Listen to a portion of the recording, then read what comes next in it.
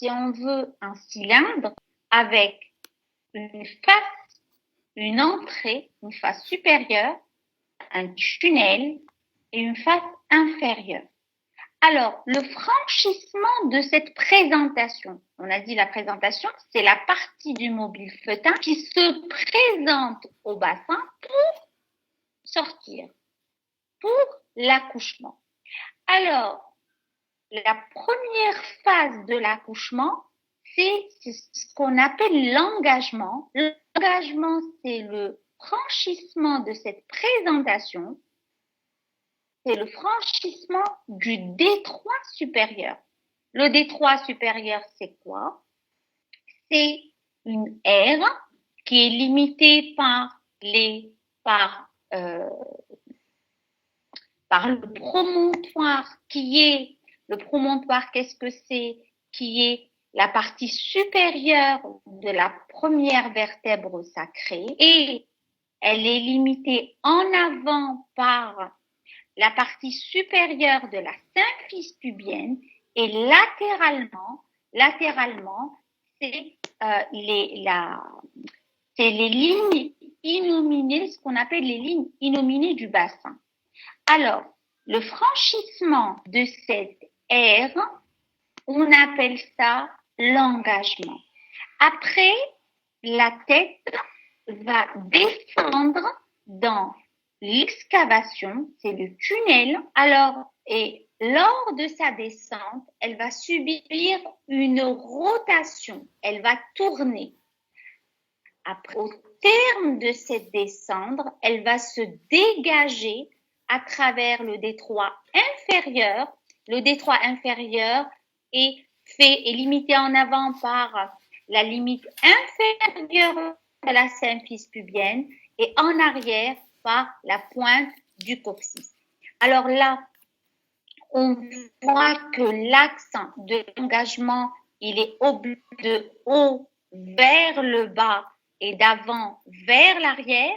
Après, la rotation va redresser cet axe du postérieur vers l'avant. Et là, on a l'engagement de la présentation, sa descente et sa rotation, puis son dégagement. Là, j'ai fait juste un petit rappel sur la mécanique de l'accouchement normal afin que vous puissiez comprendre un petit peu le cours d'aujourd'hui. Alors, les présentations du sommet peuvent être fléchies ou défléchies. Fléchie, c'est quoi? C'est la flexion de la tête sur le thorax. C'est ce qu'on appelle les présentations fléchies. Les présentations défléchies, c'est quand cette tête va plutôt vers l'arrière, ça veut dire elle se défléchit vers le dos. Les présentations là, alors du sommet, on a dit peuvent être fléchies, peuvent être défléchies. Les présentations défléchies sont en nombre de 3. Elles regroupent les présentations de la face, c'est une déflexion totale. Ça veut dire la tête est complètement en arrière et elle va être solidaire du dos. C'est une déflexion des 3/4. Elle est totale. La présentation du dos, c'est quand le sommet se défléchit partiellement. C'est une déflexion des 2/3 du sommet vers l'arrière. La présentation du bregma, c'est une déflexion partielle. 1/3 du sommet est défléchi vers l'arrière. Certaines de ces présentations défléchies sont primitives. Qu'est-ce que ça veut dire primitive? Ça veut dire elle existe avant même le travail. D'autres, elles sont secondaires, ça veut dire elles se révèlent pendant le travail. Alors, là, on va voir ces présentations-là. Alors, voilà une présentation du sommet. Alors, c'est comme si qu'on avait ici le détroit supérieur. Ici, le détroit supérieur. Alors, la présentation du sommet, le détroit supérieur est là. Si on regarde d'en haut, c'est ce qu'on va voir. C'est ce qu'on verra à travers notre vagin et à travers un col complètement dilaté. Ça veut dire à l'intérieur du bassin. Là, on a un sommet qui est fléchi. Regardez, la tête est fléchie sur le thorax. Elle est fléchie sur le thorax. Alors, au niveau de l'aire de dilatation, vous allez avoir cet aspect-là. Vous allez avoir la petite fontanelle. Et on n'a pas de grande fontanelle, on n'a que la petite fontanelle. Alors, après, on a le diamètre qui va se présenter à ce détroit supérieur, c'est le diamètre sous-occipitaux, voilà l'occiput, c'est le diamètre sous-occipitaux, regardez ici, voilà l'occiput, sous-occipitaux, bregmatique. Bregma, alors le bregma c'est quoi? C'est la grande fontanelle, losange, on l'appelle le bregma. Et la petite fontanelle, on l'appelle lambda. Alors, dans le sommet,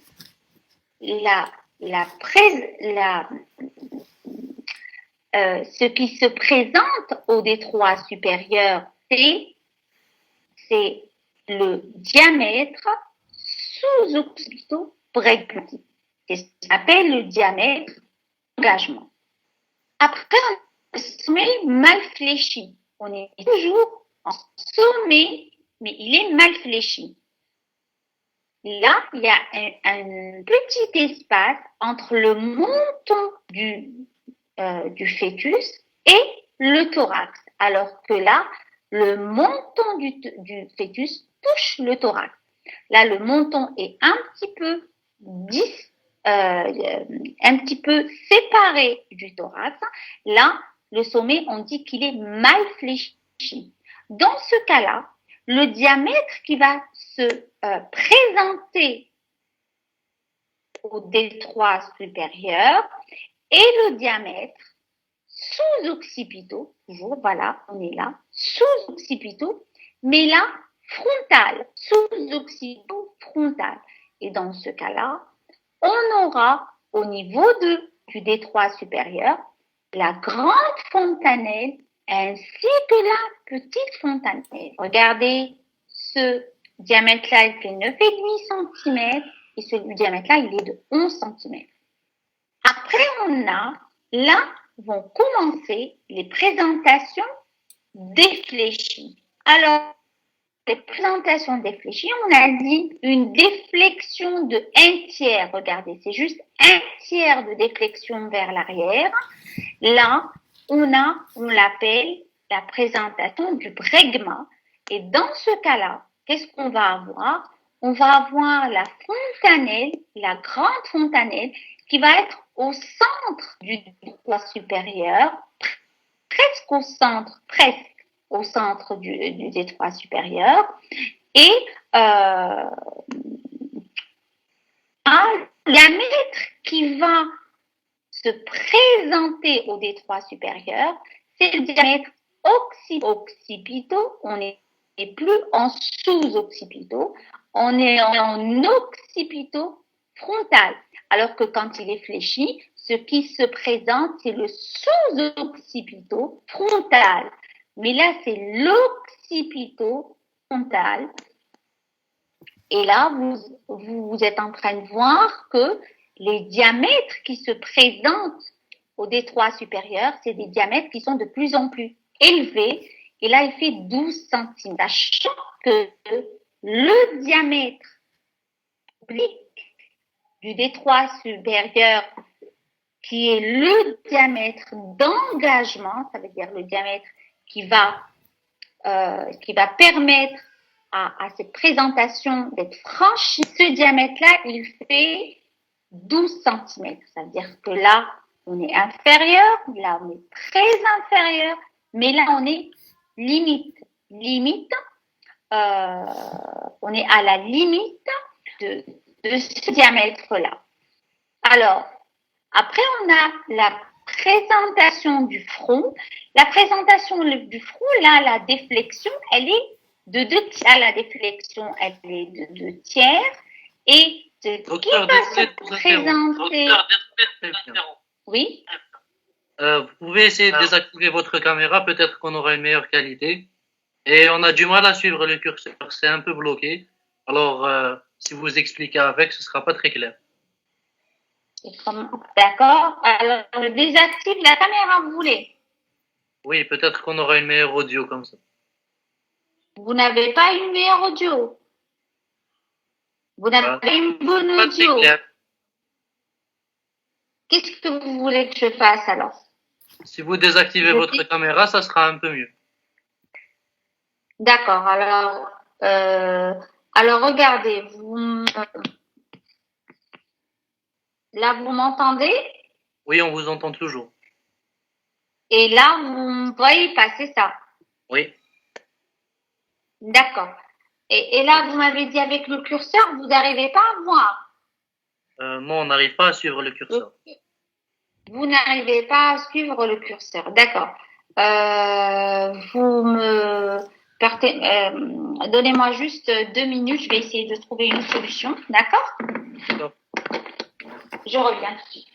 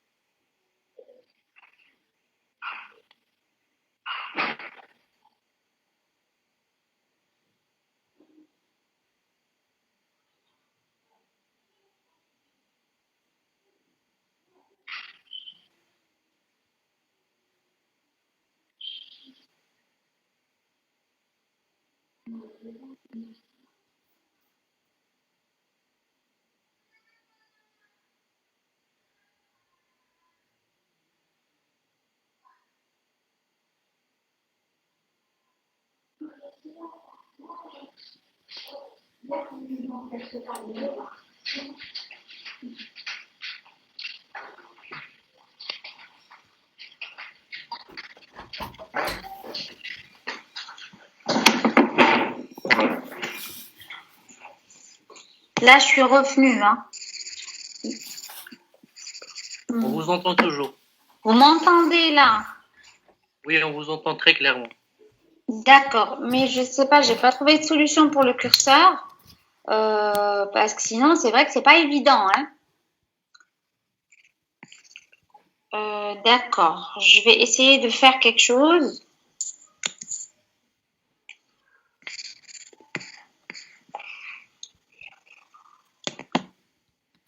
Attendez.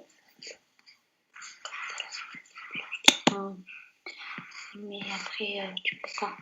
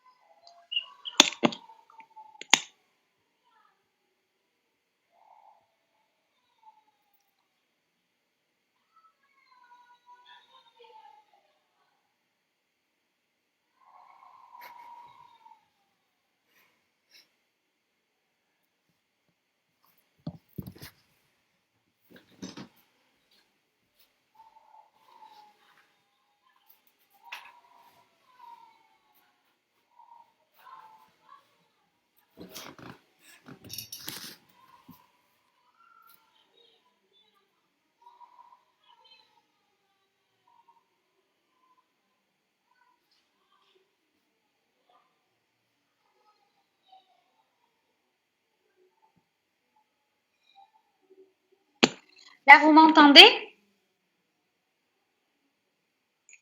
Oui. Vous m'entendez? Oui. Vous êtes arrivé à suivre un peu ou pas vraiment? On est arrivé à suivre jusque-là, oui. D'accord, très bien. Alors, on était à la présentation du front. Alors, la présentation du front, c'est une déflexion comme j'ai dit, des 2/3. Et là, comme vous voyez très bien sur cette image, le diamètre qui se présente au détroit supérieur, c'est le diamètre sincipito-mentonnier. Sincipito, comme vous voyez sur l'image du bregma, c'est au-dessus, c'est la partie au-dessus de l'occipite. Alors, ce diamètre-là du sinciput vers le menton, c'est un diamètre qui est quand même relativement grand. Il fait 13,5. Il dépasse de loin le diamètre oblique du détroit supérieur qui fait comme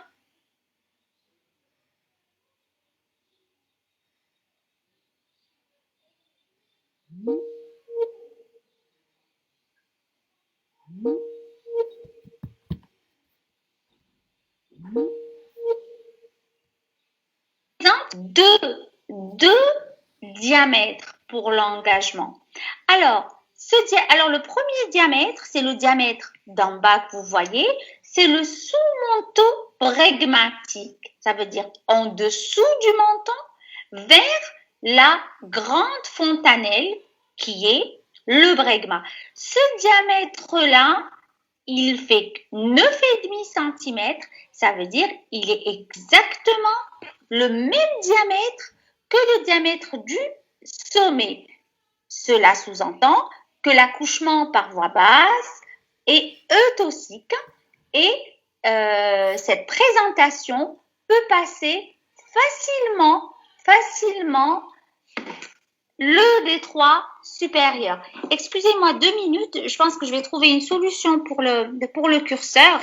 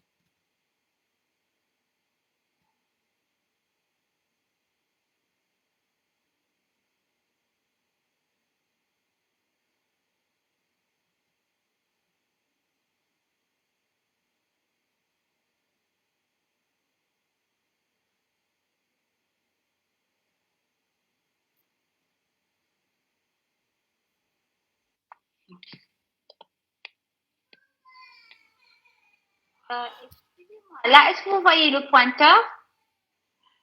Oui, maintenant on peut voir. Vous arrivez à le voir. Très bien. Merci Alors, beaucoup. excusez-moi, j'ai pris un peu de temps, j'ai essayé de trouver une solution.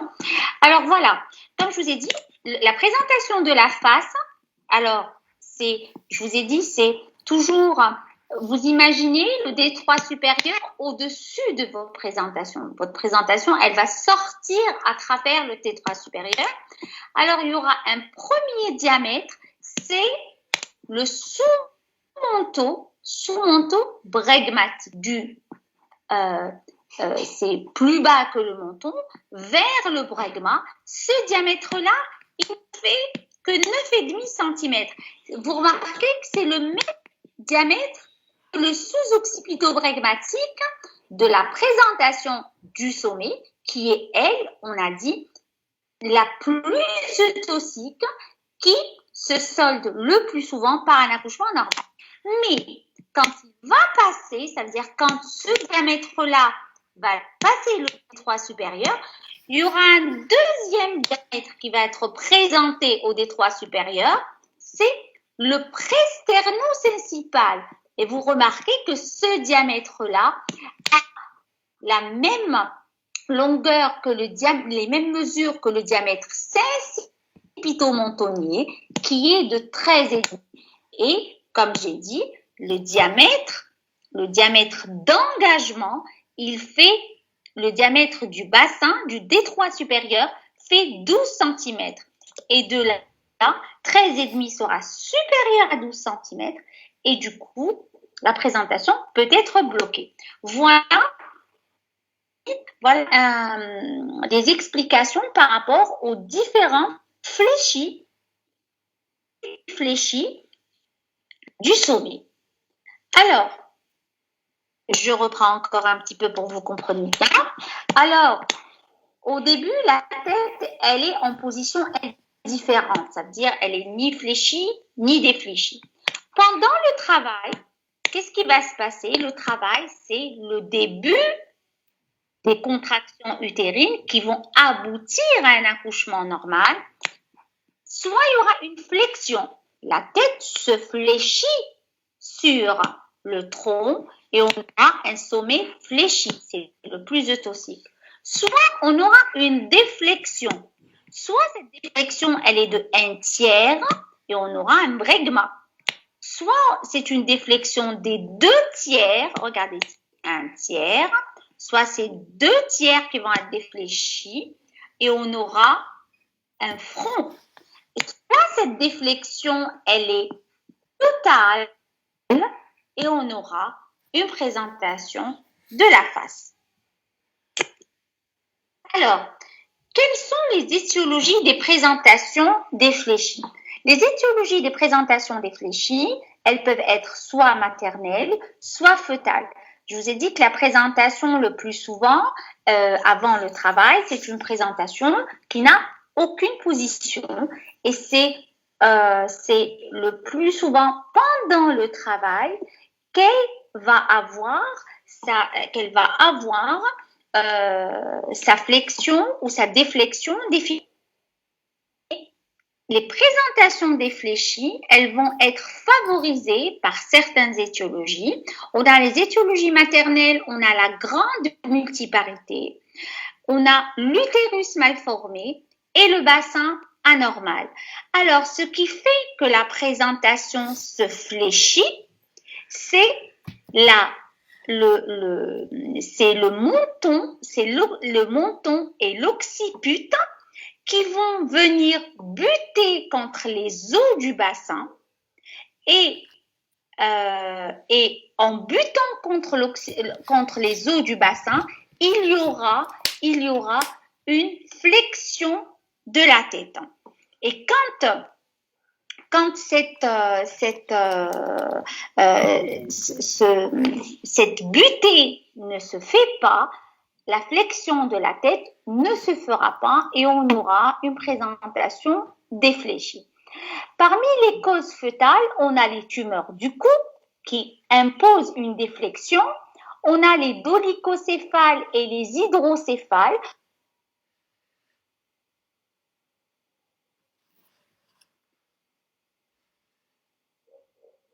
Du coup, ils vont rester défléchis. On a les enfants prématurés ou hypotrophes, c'est la même chose. On a les obstacles préviens. Ça veut dire quoi un obstacle prévient? Un obstacle prévient, c'est quelque chose qui va venir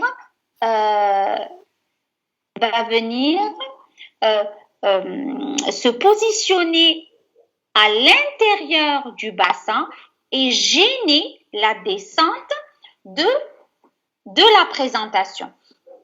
Et on a l'hydramnios parce que le bébé va flotter dans dans beaucoup d'eau et du coup, il ne pourra pas se positionner dans le bassin correctement. Alors, là, je vais faire un petit rappel sur les fontanelles. C'est très important parce que ces fontanelles-là, elles sont importantes pour le diagnostic des présentations parce que c'est elles que vous allez toucher au niveau de l'aire de la dilatation lors de l'accouchement. Alors, la grande fontanelle, on l'appelle le bregma. Elle est losangique et elle a 4 angles et chaque angle est suivi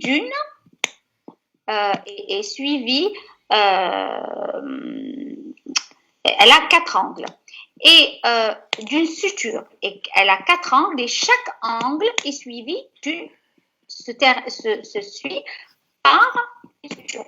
Et la petite fontanelle qu'on appelle lambda, elle est triangulaire et elle a 3 angles et elle se suit par 3 sutures. Alors, maintenant, on va commencer par les présentations. Alors, les présentations, la première présentation, c'est la présentation de la face. On a dit que la présentation de la face, c'est une présentation céphalique dont la déflexion est maximale. Alors, la face, c'est elle qui pénètre, la face pénètre en totalité dans le détroit supérieur. C'est elle, on ne voit que la face dans le détroit supérieur. Les diamètres utilisés, c'est les diamètres, comme j'ai dit tout à l'heure, c'est le sous-manteau bregmatique de 9,5 cm et le presterno-sincipital de 13 cm. Son repère, c'est quoi un repère? Le repère, c'est la partie de la présentation qui va être au contact de l'épi iliaque. Alors,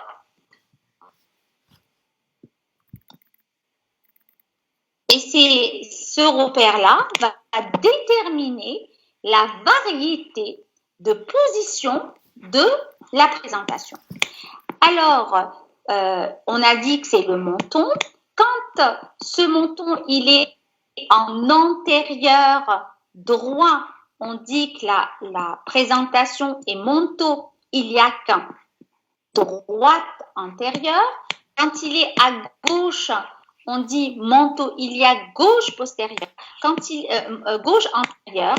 Quand il est en postérieur, on dit manteau-iliaque gauche postérieure ou manteau-iliaque droite postérieure. Alors, le repère de la présentation, de toute présentation, c'est la partie de la présentation qui permet de déterminer la variété de position de la présentation. Alors, la mécanique obstétricale. La mécanique obstétricale, elle est scindée en plusieurs événements. Alors, on a premièrement l'engagement de la présentation, puis la descente et rotation de la présentation, puis le dégagement de la présentation. L'engagement de la présentation de la face est un engagement synclite. Qu'est-ce que ça veut dire synclite? Ça veut dire que ça passe sans aucune difficulté. Pourquoi ça va passer sans aucune difficulté? Parce que, comme j'ai dit, le diamètre qui se présente au détroit supérieur, le premier diamètre, c'est le diamètre de 9,5 cm qui est le sous-occipito-bregmatique. Alors, sous-manteau bregmatique, excusez-moi, là j'ai fait une petite erreur en écrivant. Le diamètre qui se présente au niveau du T3 supérieur, c'est le sous-manteau bregmatique. Il fait 9,5 cm. Et ce diamètre-là va s'orienter au début vers le diamètre oblique gauche du bassin, qui est la variété la plus souvent rencontrée. L'amoindrissement se fait par hyperdéflexion et ce diamètre-là va pouvoir passer sans aucune difficulté le diamètre à travers le diamètre oblique du bassin qui lui fait, du T3 supérieur, qui lui fait 12 cm. Mais après le passage de ce diamètre-là, il y aura un deuxième diamètre qui va être présenté au D3 supérieur, qui est le diamètre presterno-sensipital. Et celui-là, il est largement supérieur au diamètre oblique du D3 supérieur et quand il arrivera au D3 supérieur, la présentation trouvera des difficultés à passer. Alors, maintenant la rotation et la descente.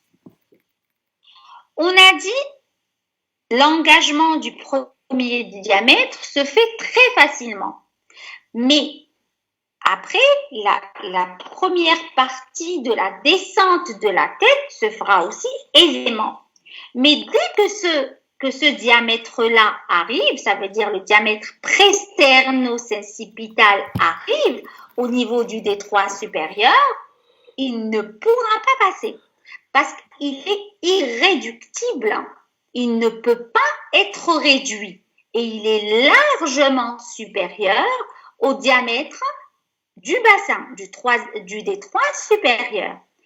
Alors, comment il pourra passer?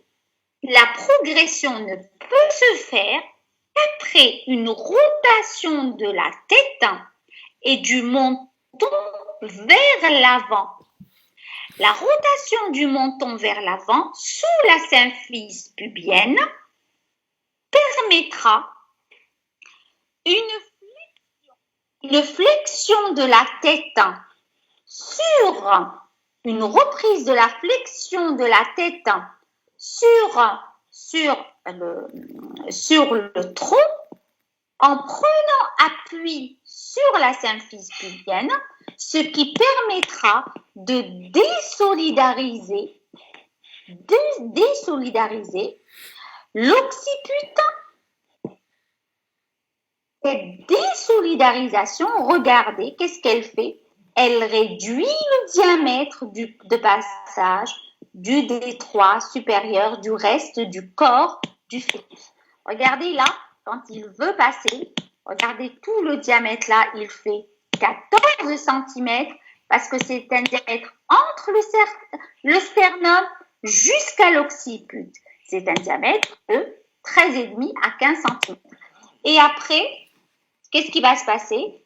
Quand il va désolidariser l'occiput du dos, il va réduire ce diamètre qui va devenir un diamètre biacromial qui, lui, il peut être réduit jusqu'à 9 cm et il va passer aisément à travers le D3 supérieur.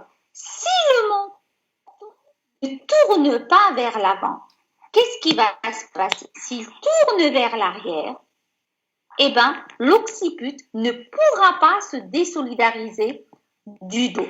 Là, il arrive à se désolidariser parce qu'il a de l'espace de la concavité sacrée. Alors que ici, alors que s'il tourne en arrière, l'occiput sera au contact de la symphyse pubienne et il ne pourra pas se désolidariser et le diamètre restera le même de 14,5 cm et ça va donner un enclavement de la présentation au niveau de l'excavation et arrêt total de la progression. Alors, cette rotation, comment elle va se faire? Vous m'excusez, l'image n'est pas très bonne. Alors, quand on a une variété antérieure, regardez le menton là, c'est une monto-iliaque gauche antérieure. Le menton, il est en regard de l'os iliaque, il est à gauche. Ça fait monto-iliaque gauche antérieure. C'est facile, elle fait une rotation de 45 degrés et le menton se retrouvera en manteau pubien. Alors, maintenant, quand on a une variété postérieure, regardez ici, on est en manteau postérieur. Alors, c'est une manteau droite, on est à droite, postérieure. Manteau droite postérieure, pour que ça tourne vers l'avant, il doit faire une rotation de 135 degrés. Là, la rotation est laborieuse. Elle est trop importante. Et qu'est-ce qu'elle fait généralement, la présentation dans ce cas-là? Souvent, si on n'a pas de bonne contraction utérine, la présentation, le menton va tourner plutôt en arrière parce que c'est plus rapide pour lui et du coup, il ne pourra plus progresser, il va s'enclaver. Là, on a une manteau transverse, elle aura juste 45 degrés à tourner, c'est plus facile. Ça veut dire que les variétés antérieures et les variétés transverses, elles ont plus de chances de tourner en antérieur et de finir leur accouchement par voie basse. Par contre, les variétés postérieures, elles vont avoir beaucoup plus de difficultés à tourner en antérieur vers l'avant et souvent vont tourner vers l'arrière au prix d'un enclavement et d'une impossibilité de continuer l'accouchement par voie basse. Alors, ce que vous devez retenir ici, dans cette présentation de la face, c'est que la chose la plus importante, c'est que la rotation de la tête, de la face vers l'avant, avec un menton vers l'avant, est obligatoire pour la progression de la tête et la continuité de l'accouchement par voie basse. Alors, le dégagement se fait comment? Se fait par flexion de la tête. On a dit que déjà, elle a commencé sa flexion pour désolidariser l'occiput du dos. Là, elle va finir sa flexion et on aura apparition du nez, des yeux, les arcades orbitaires, puis le front, la grande fontanelle et enfin l'occiput. Alors, on va récapituler.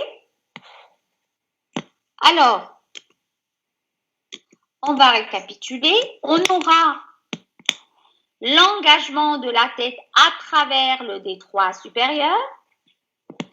Le diamètre qui va être présenté, c'est le sous-manteau bregmatique. Regardez, cet engagement s'est fait en manteau transverse. C'est en manteau transverse droite. Alors, je fais 9,5 cm. Qu'est-ce qui va se passer? Il va tourner de 45 degrés. Il va tourner vers l'avant.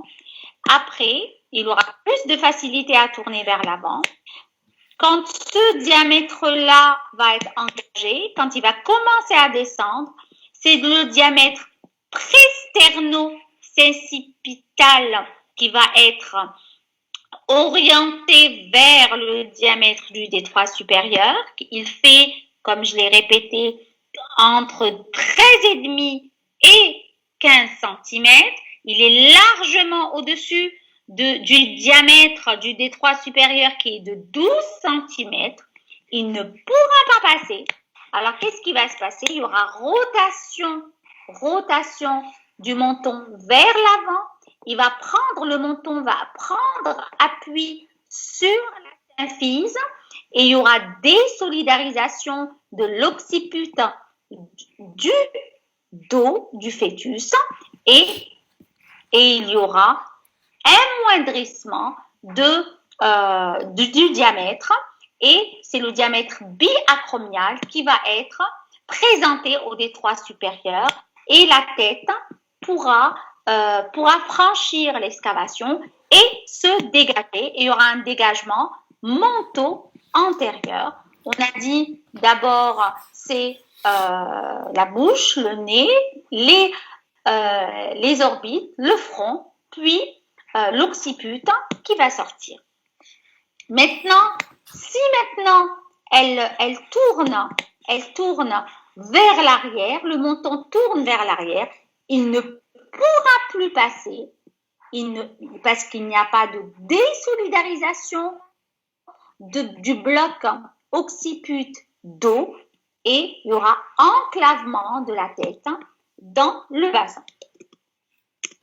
Alors, voilà l'aspect d'une face qui va sortir à travers la vulve qui se dégage. Alors, c'est le menton, la bouche, le nez, les yeux qui commencent à sortir, puis le front, puis l'occiput. Le premier que se dégage, c'est la face, c'est elle-même qui se dégage en premier. Elle prend appui sur la symphyse pubienne, elle se fléchit et elle sort. Alors maintenant, ça c'était la mécanique obstétricale, la mécanique de l'accouchement. Maintenant, on va passer au diagnostic clinique. Là, je vais aborder essentiellement le diagnostic clinique pendant le travail parce que souvent, la présentation de la face, c'est une présentation secondaire, ça veut dire c'est une présentation du travail. Alors, le palpé abdominal, qu'est-ce qu'il va présenter? Il va présenter on aura une présentation longitudinale. Le dos est mal perçu, il se retrouve du même côté que l'occiput et on a le classique coup de hache. Le coup de hache, ça veut dire une dépression le dos et la tête. Alors, au toucher vaginal, qu'est-ce qu'on va avoir? On a toucher vaginal pour poser le diagnostic de la présentation de la face définitivement se fera à membrane rompue. Qu'est-ce qu'on va essayer? Qu'est-ce qu'on aura? On aura au toucher vaginal, on va percevoir le menton, la bouche, le nez et les arcades orbitaires. D'un côté, de l'autre côté, on va avoir le front. Regardez, vous allez avoir, n'oubliez pas, c'est ça ce que vous allez avoir. C'est-à-dire d'un côté, vous allez avoir la bouche, le menton, le repère, la bouche, le nez. Et d'un autre côté, vous allez avoir le front. Ce que vous n'allez jamais avoir, et ça c'est très important, vous n'avez jamais la grande fontanelle dans la présentation de la face. Dans le diagnostic des présentations des fléchis, ce qui est très important, c'est d'avoir les signes positifs, mais c'est aussi d'avoir les signes négatifs. Parce que c'est des présentations défléchies, on peut se tromper. Alors, on a toujours le menton et on n'a jamais la grande fontanelle. Ça veut dire le bregma. La position du menton va préciser la variété de la présentation. Alors, on a cette présentation de la face. Quelle est la conduite à tenir? On a fait le diagnostic. C'est surtout, comme je l'ai dit tout à l'heure, et j'ai bien axé dessus, c'est la surveillance de la rotation du menton, surtout dans les variétés postérieures. Parce que comme je vous l'ai bien expliqué, les variétés antérieures, elles auront juste une petite courbe à faire, un petit trajet pour que le menton soit en antérieur, mais pour les variétés postérieures, elles doivent quand même parcourir 135 degrés pour arriver à placer le menton sous la symphyse pubienne. Alors, seule la rotation du menton en avant, en manteau pubien, est compatible avec un accouchement par voie basse. Et en cas de rotation en arrière, la césarienne sans tarder s'impose parce qu'il y a un risque d'enclavement et qui dit enclavement dit lutte et dit rupture utérine. Alors, quel sera l'aspect du nouveau-né? La tête, quand il va naître, ce nouveau-né, comment il sera?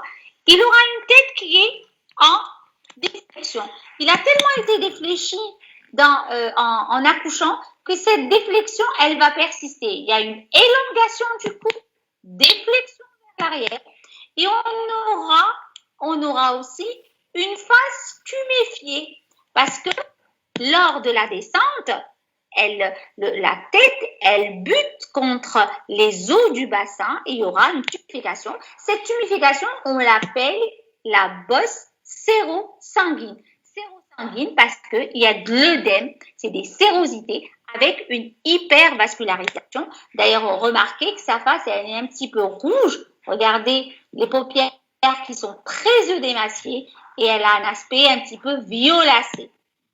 Alors, le maximum de l'œdème va se situer au niveau des lèvres. Son cri est rock. Pourquoi son cri est rock? Parce qu'il a été pendant un moment en déflexion. Mais il faut rassurer la mère parce que cet aspect-là, il va disparaître dans les 24 à 48 heures. Alors, maintenant, on va passer à la deuxième présentation, qui est la présentation du Bregman. La présentation du Bregman, on a dit que c'est une présentation céphalique partiellement défléchie. C'est une déflexion d'un tiers. Le diamètre d'engagement, c'est le diamètre occipito-frontal. Occipito-frontal, c'est, alors excusez-moi, occipito-frontal. Le diamètre occipito-frontal, on a dit qu'il était de 11,5 à 12 cm. 11,5 à 12 cm, on est à la limite du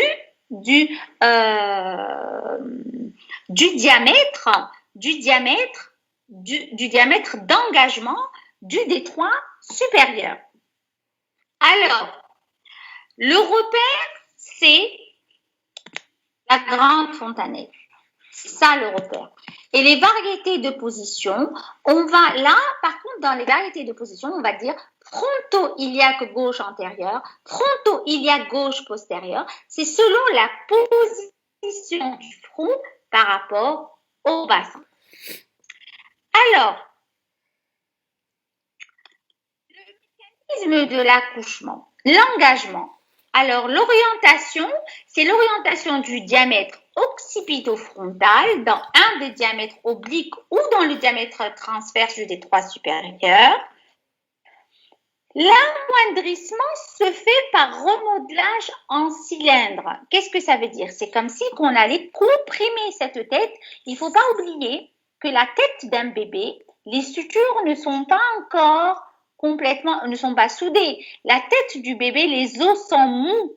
Et ce caractère mou de la tête fœtale lui permet d'être remodelé. Ça veut dire on arrive un petit peu à comprimer cette tête et amoindrir son diamètre. Parce que comme on a vu, son diamètre, le diamètre de la présentation du Bregman, il est entre 11,5 et 12. Il est à la limite du diamètre oblique du détroit supérieur. Alors, la bosse sérosanguine, elle sera très importante, mais dans ce cas-là, elle sera sur la grande fontanelle et l'engagement se fait par frottement. Qu'est-ce que ça veut dire par frottement? Frottement, ça veut dire que si, par exemple, vous devez passer à travers un endroit étroit, vous n'allez pas passer directement. Vous allez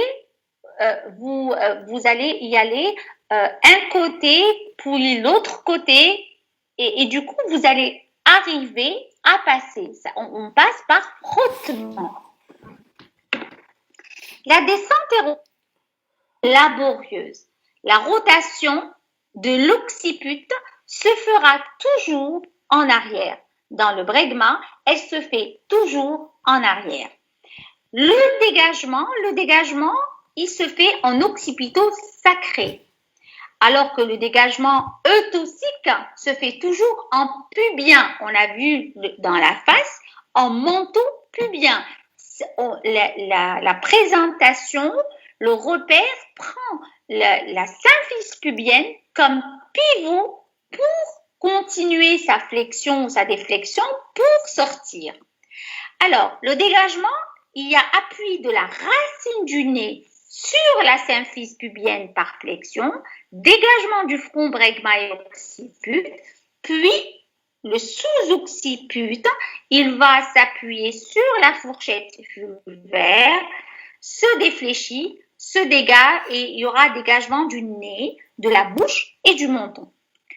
Alors, voilà ce qui se passe. Dans le dégagement, on a dit que la rotation de l'occiput se fait toujours vers l'arrière. Pourquoi elle se fait toujours vers l'arrière?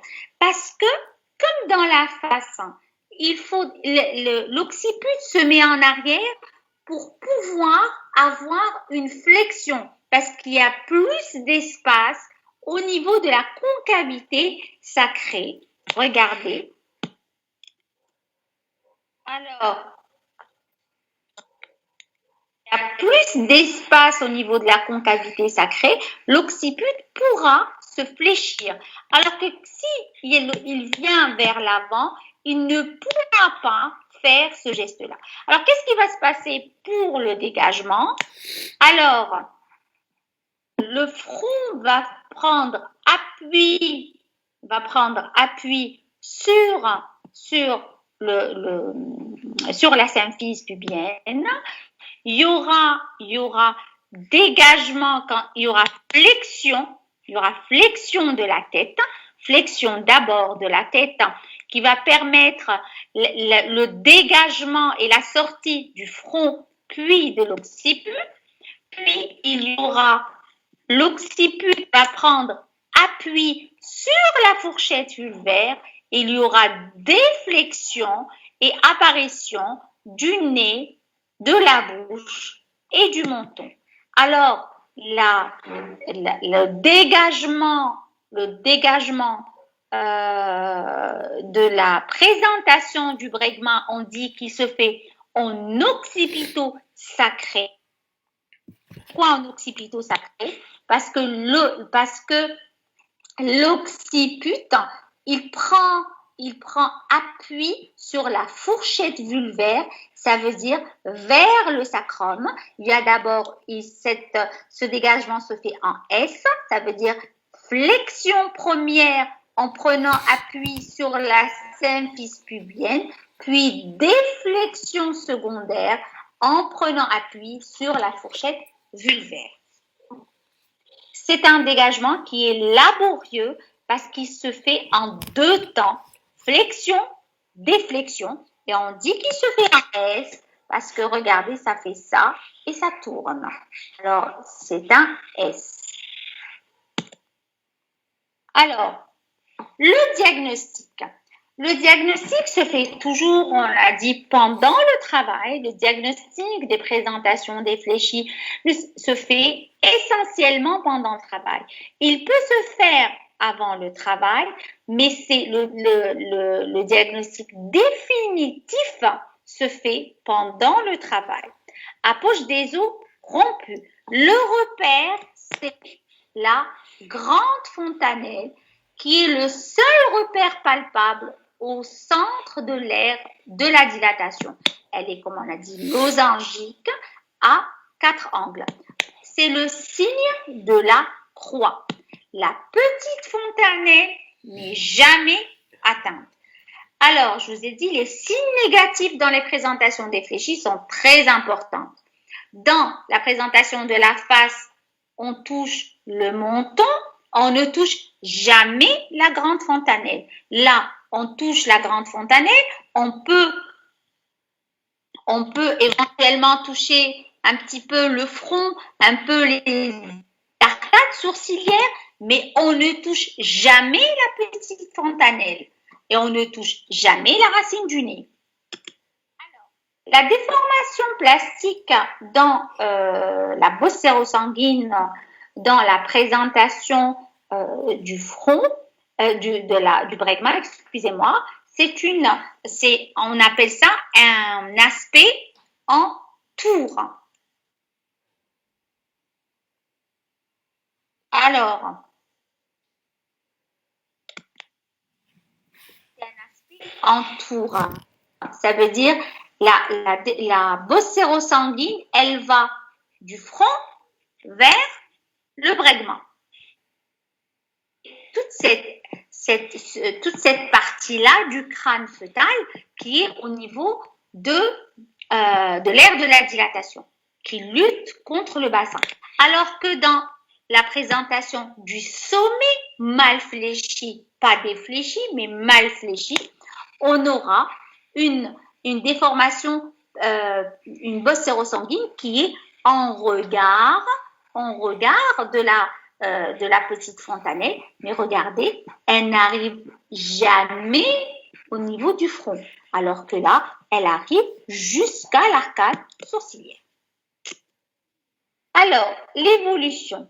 L'évolution est majoritairement favorable dans la présentation du bregma. Dans la majorité des cas, c'est un travail long, c'est une expulsion plus longue. On a recours fréquemment à une expulsion à l'aide d'instruments. Les instruments, c'est quoi? C'est soit la ventouse ou le forceps. Le forceps, c'est quoi? C'est des cuillères, c'est comme des cuillères qu'on met au niveau de la tête fœtale pour aider à la descente et au dégagement de la présentation. Alors, l'évolution défavorable, c'est quand la présentation du bregma ne s'engage pas, ce qui impose la césarienne. Pourquoi elle ne va pas s'engager? Il suffit que le bébé soit un petit peu gros et ça ne va pas passer. Parce que, comme je vous ai dit, le diamètre d'engagement de la présentation du bregma, il fait entre 11,5 et 12 cm. Ça veut dire qu'il est juste avec le diamètre oblique du détroit supérieur. Il suffit que le bébé soit un peu gros ou que la tête soit un peu plus grande et ça ne pourra pas passer. Alors, maintenant, on passe à la troisième présentation défléchie, qui est la présentation du front. La présentation du front est une présentation céphalique partiellement défléchie. On a dit 2/3. Elle est particulièrement dystocique. Elle est incompatible avec un accouchement par voie normale. Un bébé qui se présente par le front ne peut passer que quand il est prématuré ou avec un poids de naissance inférieur à 2 kg. Mais un bébé normal, eutrophique, un bébé à terme ne peut pas passer lorsqu'il se présente par le front. Son diagnostic est fait lorsque la tête fœtale est fixée au détroit supérieur, femme en travail, poche des os rompue. Pourquoi on a besoin qu'elle soit fixée? Parce que les présentations défléchies, on a dit, c'est des degrés de déflexion. Des fois, c'est une présentation qui n'est pas encore fixée et elle va finir sa déflexion pour arriver à une présentation de la face.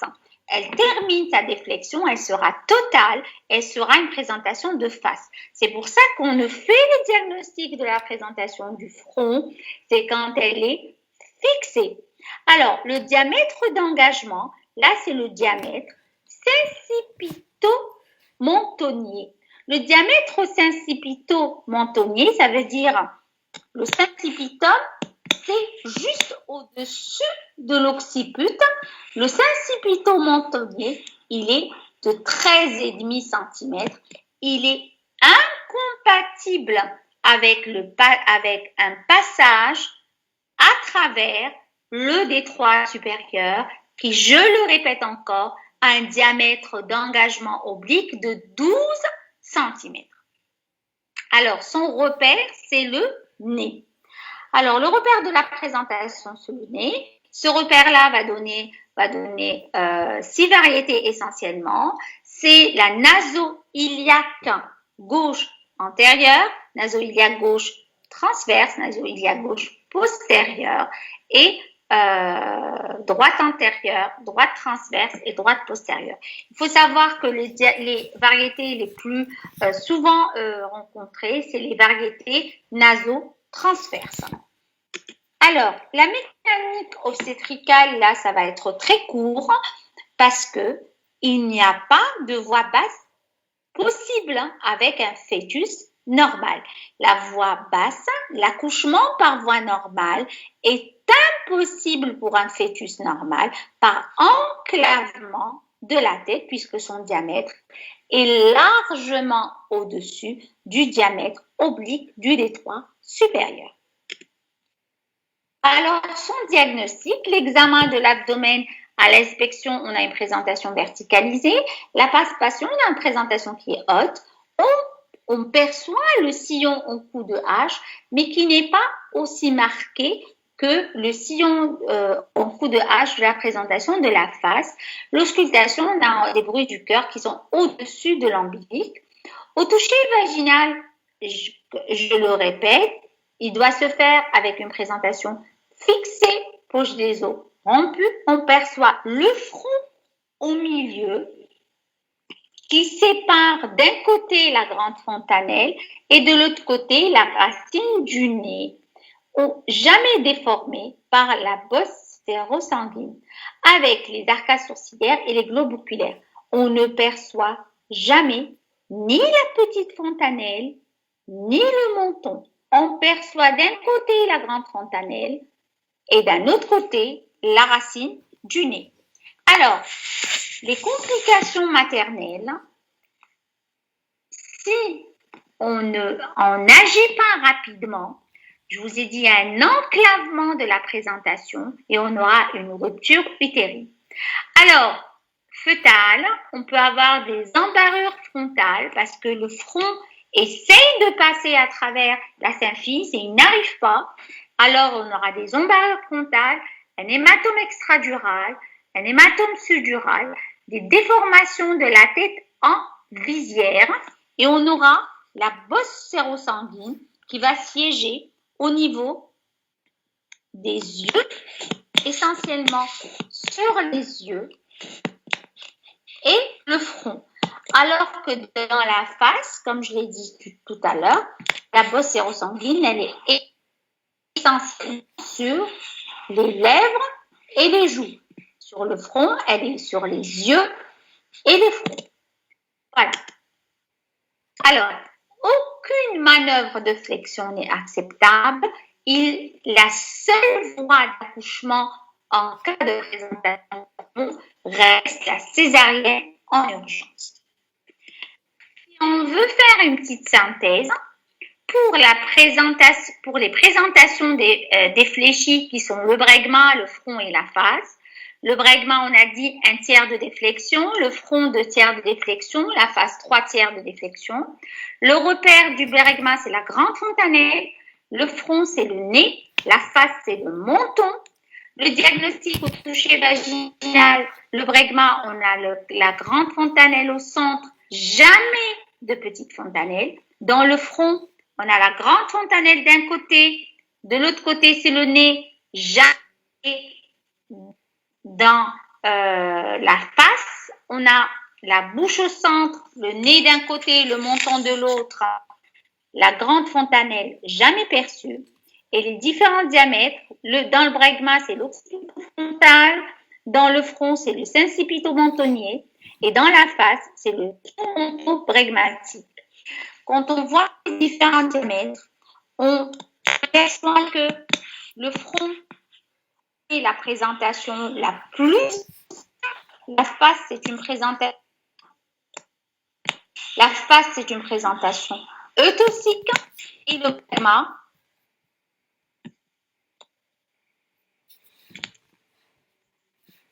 C'est pas ce que j'ai fait.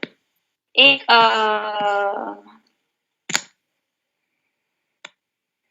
Et le bregma est une présentation potentiellement dystocique et son devenir dépend du poids fœtal et du bassin obstétrical.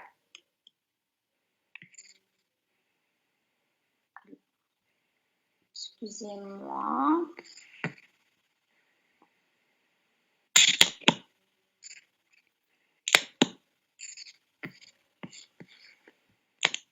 Alors,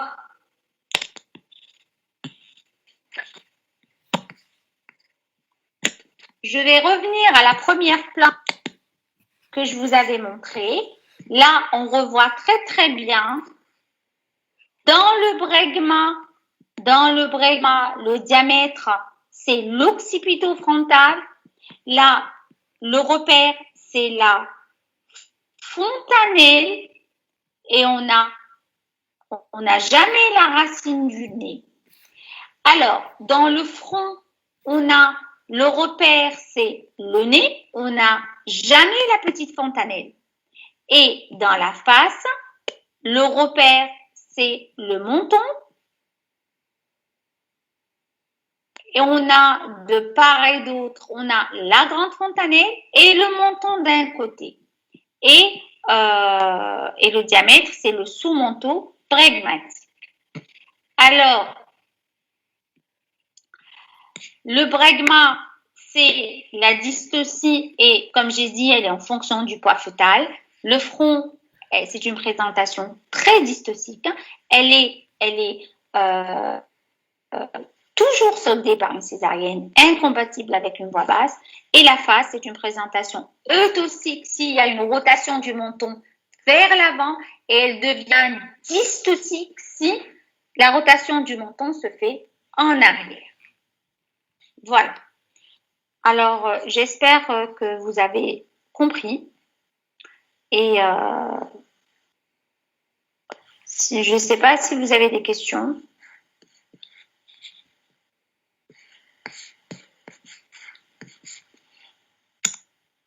Alors, en conclusion, les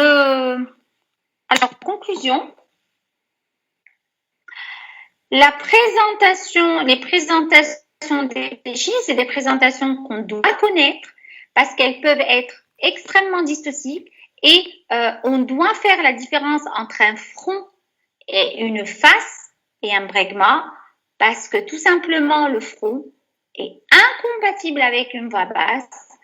Et quand on a aussi affaire à une présentation de la face, on doit impérativement surveiller la rotation du menton. Si le menton tourne en arrière, la présentation s'enclave et c'est incompatible avec un accouchement par voie basse.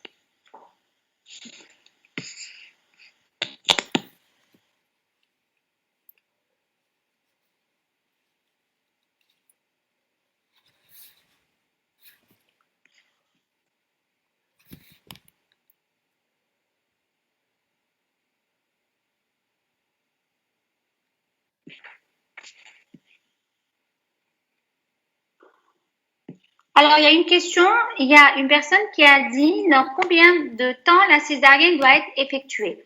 Alors, la césarienne doit être effectuée dès qu'on a posé le diagnostic. Je vous ai bien dit que le diagnostic de la présentation défléchie doit être fait quand la présentation est fixée, poche des os rompue.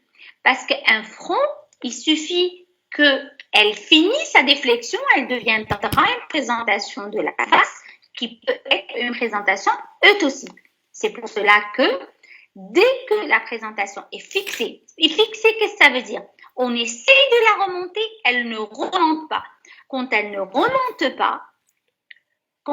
remonte pas, ça veut dire qu'elle est fixée. Fixée, là, dès qu'on a fait le diagnostic, on doit césariser en urgence parce que si on ne césarise pas, la rupture utérine. Alors, une autre question, qu'est-ce que veut dire dystocique? Dystocique, ça veut dire elle ne peut pas passer à travers le bassin normalement. On doit changer de voie d'accouchement et on va aller vers une voix haute. C'est-à-dire, elle ne pourra plus accoucher par basse, elle va accoucher par césarienne. C'est-à-dire que le mobile fœtal, le fœtus, ne pourra pas traverser le bassin, et si on insiste pour qu'il traverse, on aura une rupture utérine. Je ne sais pas là si j'ai bien répondu à la question. Là, s'il y a d'autres questions, je réponds.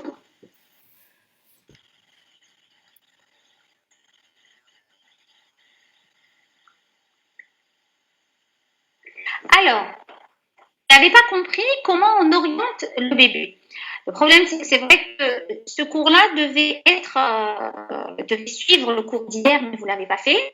Alors, l'orientation, je vous ai dit, l'orientation du bébé, on prend le repère de la présentation. Un sommet fléchi, le repère, c'est la petite fontanelle. Je prends par exemple le menton. Je prends un bassin. Le bassin, je le vois en position gynécologique. Si ce menton-là, il est vers l'avant, en oblique vers l'avant. À droite, ça deviendra une droite antérieure. Si le menton, il est vers l'avant, mais à gauche, on aura une gauche antérieure. Si le menton, il est vers l'arrière, ça veut dire vers le rectum, vers l'arrière, vers l'anus, on aura s'il est à gauche, il devient gauche postérieure. Si le menton, on est toujours en oblique, hein, c'est pas en postérieur vers l'anus, c'est l'oblique, c'est entre l'anus et la ligne horizontale qui va partager le périnée en deux, si on veut. Antérieur, c'est vers l'avant. Postérieur, c'est vers l'arrière. Le postérieur, c'est vers l'anus. L'antérieur, c'est vers l'abdomen. C'est ça. Et gauche, droite. Alors, il y avait une autre question. Est-ce que les rotations se font spontanément? Elles doivent être provoquées. Alors, les rotations se font spontanément. Et qu'est-ce qui fait que ça tourne? C'est les muscles releveurs de l'anus. Les muscles releveurs de l'anus, c'est les muscles qui sont autour du vagin. Et ces muscles-là, quand ils se contractent, avec la contraction utérine, elle fait pousser le mobile fœtal vers la sortie, vers le bas. Et les muscles du releveur de l'anus se contractent. Alors, ça pousse, ça contracte, ça tourne.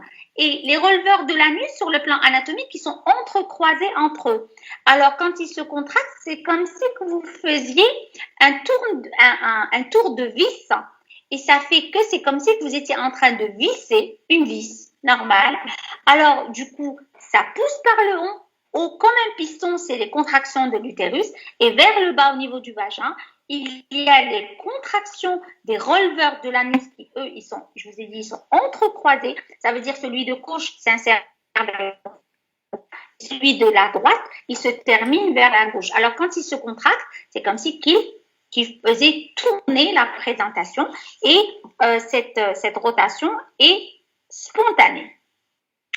Alors, il y a quelqu'un d'autre qui dit, donc eutocique veut dire que le bébé va passer par voie basse le plus normalement possible. C'est le contraire, exactement. C'est ça, eutocique et dystocique. Alors, si la présentation de la face sera découverte avant le début de travail, on fait directement une césarienne, ou bien on essaie la brasse. Alors, la présentation de la face est une présentation eutocique. J'ai dit qu'elle était eutocique. Mais eutocique parce que son diamètre, le sous-monto-bregmatique, il fait 9,5 cm. C'est comme le sous-occipito-bregmatique. C'est le même diamètre. Il est eutocique. Mais à condition que le menton tourne vers l'avant. Ça veut dire vous attendez. Elle est à dilatation complète et vous attendez que la tête tourne. Si le menton tourne vers l'avant, vous la laissez finir son accouchement le plus normalement possible.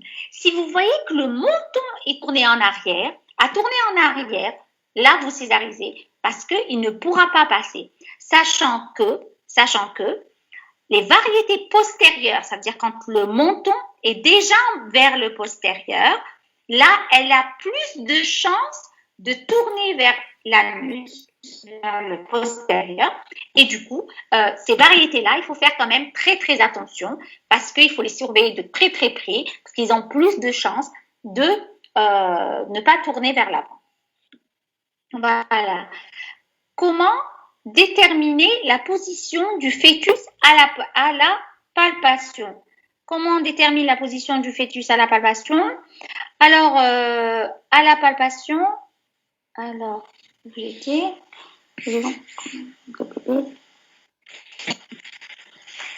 attends, excusez-moi. Alors,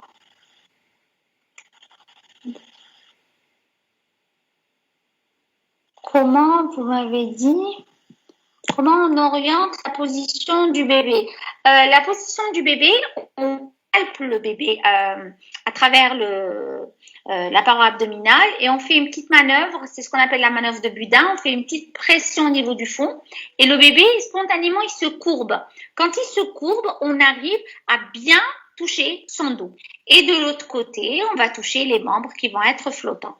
Ben, on fera ça un peu plus en détail lors des TD et vous pouvez le voir, vous pouvez poser ces questions-là en pratique dans les services.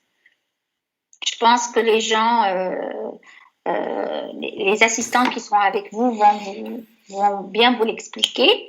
Alors, il y a une autre question. Pour un petit fœtus de 2 kg, par exemple, se présente par le front, ça sera possible d'essayer avec la voix basse. Avec la voix basse, alors, je ne sais pas.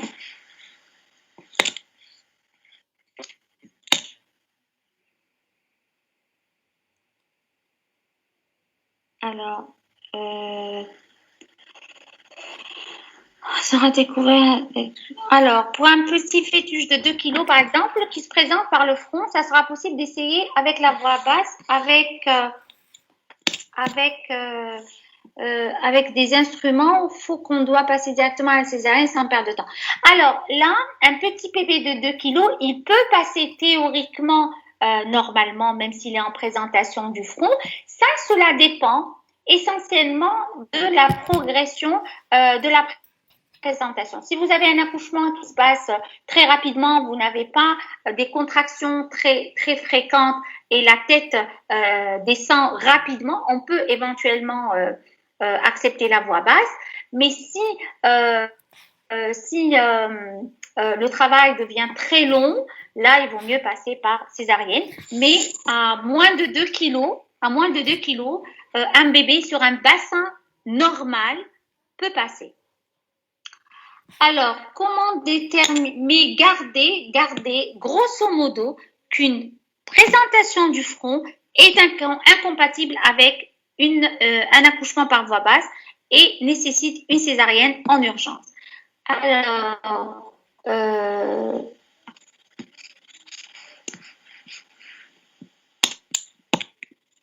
Alors, à combien de temps on considère un travail long? Là, ça dépend. La durée du travail dépend de la gestité. Une primipare, elle aura un travail long au-delà on peut arriver jusqu'à 14 heures, voire 16 heures. Et une multipare, elle a un travail qui ne dépasse pas généralement 8 à 10 heures. Mais ce cours-là, vous allez le faire ces thèmes-là, vous allez les faire dans les TD.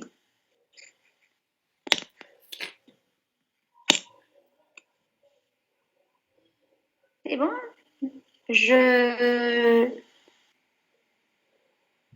Alors, si vous n'avez pas de questions, on va clôturer le cours. Eh ben, je vous remercie de votre attention et j'espère que vous avez un petit peu compris, malgré que vous n'avez pas fait hier le premier cours qui devait précéder ce cours-là. Voilà, et bonne soirée.